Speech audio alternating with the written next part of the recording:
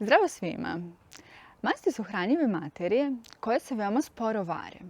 Zato se hrana koja je bogata mastima, poput pržene hrane, orešastih plodova, semenki, ulja, veoma sporo i teško vari. Iz tog razloga je bitno da ove namirnice ne budu u velikoj meri ili ne budu uopšte zastupljene u večernjim obrocima ili obrocima kasnijim pred spavanje.